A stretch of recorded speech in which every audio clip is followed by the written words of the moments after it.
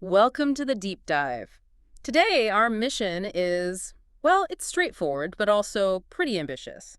We're going to thoroughly explore the text you sent us. One day, everyone will have always been against this. Yeah, the goal is really to unpack its core themes, its observations on violence, history, global power shifts, Mhm. all that complexity. Exactly. We want to immerse ourselves and you in the author's reflections.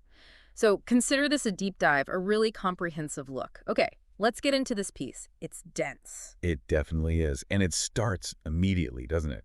Throws us right into this incredibly visceral scene. That image of the fog-colored girl on the stretcher. It's haunting.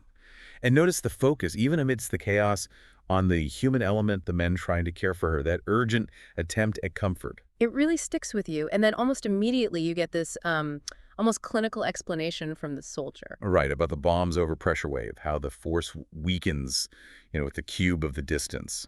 It's such a jarring juxtaposition, isn't it? This brutal physics lesson right next to profound human suffering. And that detail, I think, really sharpens the central question that seems to weave through the beginning here. What does it actually mean to be far away from violence? And is that kind of distance even possible anymore in our world? That's the question. And the author immediately shows it's not just about geography, right? He contrasts his kids' stable lives Mm-hmm. with his own father's childhood, which was completely disrupted. That personal angle becomes this lens for looking at bigger forces. Yeah, absolutely. Like showing the yearbooks, that picture of his grandfather by the desert road. Yeah. It seems simple, but it's just loaded with unspoken history, generational weight. And that leads into the decision, the difficult one, not to take his daughter back to his birth country. He gives reasons overwhelming her, no connection, but you sense there's more to it. Exactly. Beneath that, the text suggests this deeper truth. The weight, as he puts it, of her heritage. The subtle stuff, the prejudice she might face, Arabic accents, people mangling her name. Things he wants to shield her from. It's really poignant, that whole section about contemplating baby names that could just, pass through different worlds easily. It really brings home those anxieties about identity, about navigating a world that isn't always welcoming. And this personal struggle, it kind of sets the stage for his broader observations, doesn't it? It really does, especially when he talks about life in Qatar. He describes it as almost unreal. That upper middle class life where having multiple housemates and drivers is just normal. But then the statistic, 90% of the population, non-Qatari, these third country laborers, that demographic imbalance itself speaks volumes about the power structures. It forces you to question what normal even means in that context, and that memory of the American soldiers arriving. Oh yeah, in Doha. And the school kids writing thank you letters. You have to ask, what were they thanking them for, really? What did that collective feeling reveal about the world order then? It's a subtle critique, I think. Yeah. And then you contrast that with his father's experience back in Egypt. Working at the Cairo Sheraton, right. After Sadat's assassination, martial law. Just a totally different vibe. Constant tension. Which clearly fuels the father's decision to leave, that near detention incident. Saved only by his boss happening to be there. It feels so precarious. A real turning point. But not just a random event either. The author puts it in the context of post-colonial Egypt, that feeling of stagnation, the know-your-place mentality. Right, where power often meant essentially the power to subjugate others. Yeah. But even with all that harsh reality, he emphasizes his father's deep love for Egypt. It's not a simple picture. You can love a place and still see its deep flaws and dangers. Absolutely. And even after leaving, getting detained at the airport just because his name, Muhammad Ahmad, matched some watch list, No. despite the age being totally wrong. It just shows how arbitrary these systems can be, how easily you can get caught up. And then the move to Qatar, driven by the oil and gas boom. That's another shift. And here the author really zeroes in on this critique of Western liberal expectations. The idea of virtuous resistance against colonialism. Exactly. The narrative we like to tell afterwards often ignores the complexities of survival during that time. His family adopting the language, the customs in Qatar. Not as endorsement, but as strategy to give the kids a fighting chance. It challenges that simplistic view. Uh-huh. Survival often looks like adaptation, not just open confrontation. Which is a crucial understanding. And then the narrative shifts again to that really disturbing memory. The Ramada roundabout incident, yeah. The local driver in the Mercedes hitting the Southeast Asian driver in the Daewoo with his sandal. And the laughter, the collective laughter from the crowd. It's chilling. Hmm. And he reflects on how that seemingly small event shaped his understanding of societies built on subjugation and the stories those societies tell themselves. The casualness of it all exposes those deep-seated hierarchies, the dehumanization. Makes you really uncomfortable thinking about who benefits, and this connects to his discussion of censorship back in Qatar, right? Yeah, consuming smuggled culture books, films in secret. That feeling of impotent rage, he calls it, at the government controlling information. You can feel that frustration, and the contrast later in Montreal. Being able to just walk into a bookstore and buy something like Naked Lunch without fear. That very ordinariness of freedom becomes profound, a kind of rootedness.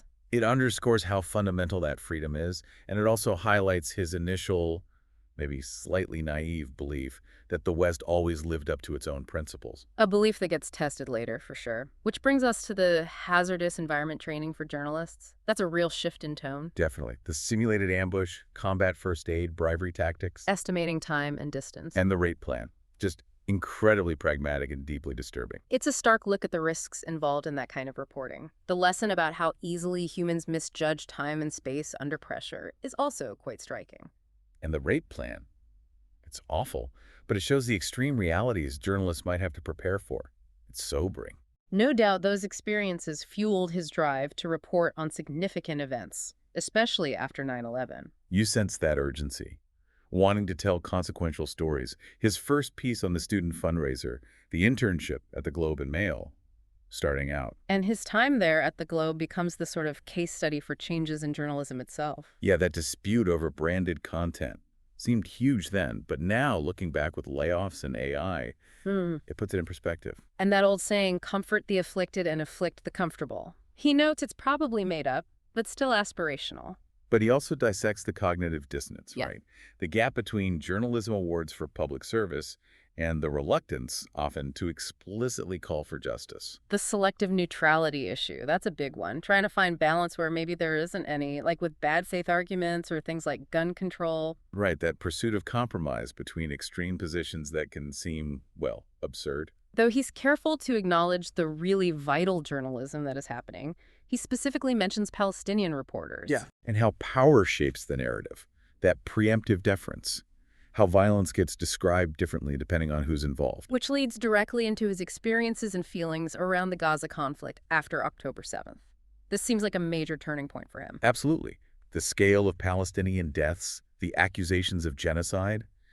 He describes a profound disillusionment. He focuses on the framing, the outrage over words like genocide, compared to maybe a more muted reaction to the actual violence.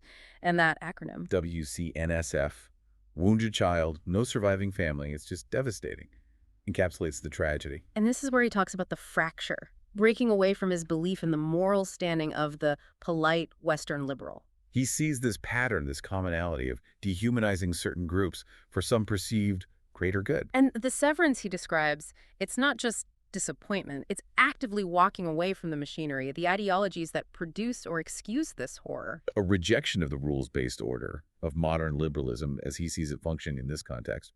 His move to Montreal years earlier, back in '98, adds another dimension to this exploration of identity. Yeah, the shock of the Canadian winter after Qatar. It's almost a metaphor for that broader displacement. He talks about that relative distance between the person one is and the person they must become when you leave home. And the contrast in status. Being a Westerner in Qatar often meant a kind of inflated status, whereas in Montreal, his family faced diminishment, those routine indignities. Language barriers, being treated condescendingly, it forces a whole reassessment of your place in the world. It's humbling. And then he brings back that rate plan from the training. Right, and seeing it again in this broader context, it speaks to how extreme violence can become normalized somehow, how we process it or fail to. The quote from the Israeli defense minister, human animals, he sees that as explicit permission to inflict harm. It's chilling. And the expectation that people unaffected should just move on, forget.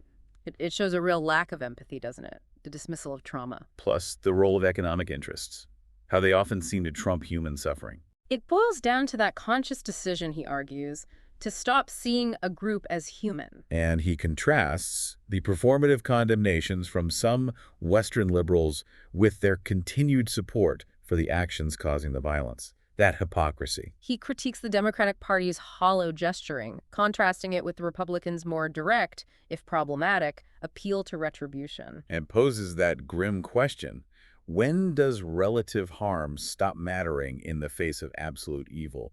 Is genocide that point? He also notes the backlash against critics of mainstream liberal parties, and that "go back to where you came from" line. A classic tool of authoritarian control aimed at dissenters. He looks at the protests against Biden's Gaza policy, how their effectiveness is often dismissed, but then points to history. Where disobedience did make a difference, it makes you wonder about the conditions for effective dissent now. Looking forward, he considers futures where the far right gains more power, but emphasizes this disturbing agreement between mainstream liberals and the right on. Indifference to Palestinian suffering, at least a certain level of it. So what breaks that pattern? Is it a slide into fascism, or is it the failures of corporate liberalism itself? That's the unsettling question he leaves hanging. Then he takes us to Afghanistan, 2007, his first war assignment. And he really grapples with that uncomfortable role the journalist as a tourist in someone else's misery. Yeah, and the justifications reporters use to cope with that, the briefings on IEDs, arguing about which vehicle is safest. It makes the danger very concrete. And his point about the throwaway stories of Afghan dead in Western narratives, just background noise to set the stakes for Western characters, it's a harsh critique. Very.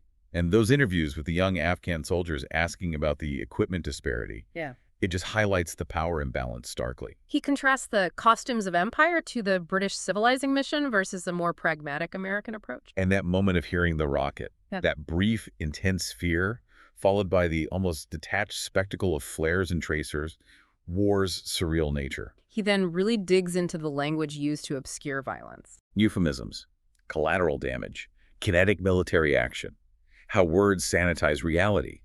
He mentions the Vietnamese calling it the American War, different perspectives. That Google Street View story in Iqaluit with the indigenous elders. Another moment about whose stories get told, whose language dominates. And the contrast is stark. Violence against victims of empire is murder by butchers, but violence against others. Well, they just cease to exist, and the killers are nothing. He gives that Guardian headline example: Palestinian journalist hit in head by bullet during raid. The framing is everything. It's the art of sanitizing violence, he suggests, perfected during the War on Terror. He also tackles the narrative that blames Palestinians for the conflict, portraying Israel as benevolent despite the occupation. Highlighting the disparity in rights, how that narrative provides a kind of safety for one's conscience. It allows people to look away or support the status quo. Then, Guantanamo Bay, a really chilling section. Focusing on the so-called privileges, the library, the prayer mats, while glossing over indefinite detention without trial.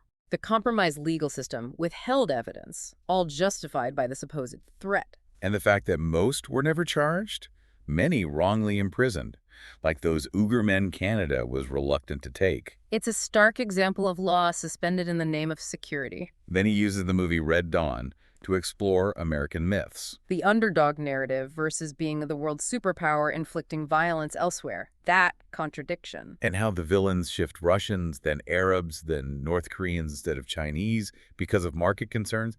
It reveals a lot. He also analyzes that figure, the supposed rule breaker, who always sides with state power out of self-interest. A familiar type. Moving toward the present, he discusses South Africa's ICJ case against Israel. But questions the reliance on Western institutions to judge actions funded by the West itself. The inherent conflict. Yeah, the clash between the narrative of moral purity and the reality of supporting allies accused of atrocities. And that warning, the terrible thing, isn't just future potential. It's happening now, the dismantling of conscience. He briefly touches on his novel's reception as solely American, noting the irony. And then lists the consequences for speaking out on Palestine. Friends fired, exhibits closed, demotions, accusations. But he calls these pathetic indignities compared to the erasure of families in Gaza. It puts things in perspective. Analyzes the temptation to stay silent, adopt acceptable views, the modular opinions of some politicians. He paints this picture of a world divided, the consuming privileged and those hoping not to be consumed. Asking why nations bomb to keep shipping lanes open but don't intervene to stop a genocide. It suggests a chilling logic. Catering to those whose care is conditional on their consumer comforts. How many would retreat into empire if faced with the true cost? He recalls that British newscasters' euphemism for a child killed at a checkpoint, accidentally, a stray bullet found its way. Contrasted with his own deeply personal act of visiting his father's grave, prioritizing grief. Reflects on the early deaths in his family, his father's heart attack and funeral, that first flight back together since leaving Egypt, personal loss intertwined with larger events. He remembers the Arab Spring aftermath, a friend in Cairo saying, "Everything's falling apart." The broken promises. Connects it to historical patterns of Western support for undemocratic regimes, despite the rhetoric. And that wry detail of using Obama's New Beginning speech for an insincere character in his novel, fiction reflecting reality. The Giller Prize protest is another key moment. The sponsors link to an Israeli weapons maker. The open letter for a ceasefire, the backlash in the literary world. He notes the selective silence. Writers vocal on cancel culture, but quiet on genocide. Critiques calls for nuanced, both sides discussion of genocide while it's happening, asks what killing hundreds of Palestinian writers means for literature. And challenges that Canadian Indigenous analogy for Palestine-Israel. Reflects on writing as maybe just documenting what writers deem significant. He lists more examples of institutional cowardice in the arts regarding Palestine. Frankfurt Book Fair, book clubs, pulled articles, the Pulitzer omission, the New York Times cautioning against the word Palestine. Contrasts symbolic land acknowledgments with lack of real action. Discusses writers' economic precarity, making them reluctant to challenge powerful institutions. Raises the ethics of taking resources from complicit entities, but holds on to the hope that faced with proof of injustice, people will act. Cites Marwa Halal. Show, don't tell, but that assumes most people can see. He skewers the embarrassing affair of a GOP debate. Critiques the economic anxiety narrative for Trump's appeal as avoiding harder truths. Analyzes the Democratic strategy, always framing it as sanity versus fascism. Picks apart the cutting off your nose to spite your face analogy. Highlights the establishment's confusion about people who cannot condone genocide, regardless of the alternative. Points out harm continues under liberal administrations, too. Contrasts faith in changing the system from within against the history of youth-led protests being initially dismissed. Sees 4 more years, chances fear, not support. Notes the emptiness of performative justice without personal stakes. Observes Trump's board rally post-ICJ, Pelosi's baseless accusations against ceasefire advocates, Tlaib distancing herself from Gaza events. It points to an erosion of empathy, rising cynicism. Critiques the not ready for democracy argument used by failing regimes, seeing echoes in Western dismissal of alternatives to mainstream Democrats. Why choose harm with insult? Notes the self-interest in aligning with murderous regimes. Argues electoral politics might be insufficient for fundamental moral issues. Emphasizes collective action, individual conscience, pragmatic reasons for disengaging from a compromise system. Mentions AOC defending her Biden support, but reiterates the unequal silencing of critics. Articulates the desire for a candidate not bankrolling genocide or the ability to dissociate from it. Provides stark examples of the casual cruelty of occupation, daily dehumanization. Recalls a book tour question about brutality in American war, revealing it was based on Sabra and Shatila. And the Egyptian reader asking, why did you tone it down so much? The falling tree incident. That moment of intense personal fear, then nausea at his own self-centeredness amidst global horror. How fear distorts perspective. Explores his negative reaction to Western flags versus Arab flags. How his fear buys nothing, while others' irrational fears drive policy. Mentions Thomas Friedman comparing people to insects. More examples of sanitized language, food aid-related deaths, media framing genocide as fiercely contested, the expectation of eventual obliviousness and repentance from the audience. The ironic Portland Award for a company working in a poor neighborhood, revealing the assumption that some people are just meant to be crushed. Challenges that view. Discusses challenging power by withdrawing, even if cynical. Walking away as engagement, rejecting complicity. Recalls his first newspaper job versus the dot-com allure. The surreal BlackBerry conference. How growth can be fueled by negation, tolerating worse. Argues this negation extends beyond economics to empathy. Repeats, just for a moment, cease to believe that this particular group of people are human. Reflects on the numb grief of witnessing slaughter, severing ties with the silent. The petty grief of a prize overshadowed. Describes pervasive rage, feeling arguments are over, only different ways of seeing remain. Sontag, Wolf. Recounts Aaron Bushnell's self-immolation. Reflects on his own fear for his daughter, the difficulty extending that care universally. Discusses the disorienting daily ledger of atrocities, normalization. predicts the powerful will act only when self-interest demands, followed by feigned shock. Analyzes the double standard. State revenge is proportionate, individual revenge infinitely punishable, especially for the marginalized. Expresses hope for a future without looking away. Contrasts colleagues' indifference with protesters' courage. Courage can be contagious. Looking away is a choice. Returns to American War and the theme of leaving. Notes the Palestinian-Canadian author's view that even walking away feels hollow, but argues choosing one's moral threshold matters. Highlights the terror-negative resistance holds for power-escalating demands. Concludes with the Frankfurt Book Fair cancellation as symbolic complicity, contrasted with resistance and the final personal reckoning. This has been, well, a really in-depth and comprehensive deep dive into this powerful text. One day, everyone will have always been against this. We've tried to explore its many, many layers. Yeah, it's a lot to take in. We really encourage you to spend some time reflecting on the issues raised here, especially around power, privilege, and our moral responsibility today. Thank you so much for sharing the source material with us and for joining us on this extensive exploration. We hope you continue to grapple with these crucial themes in your own way.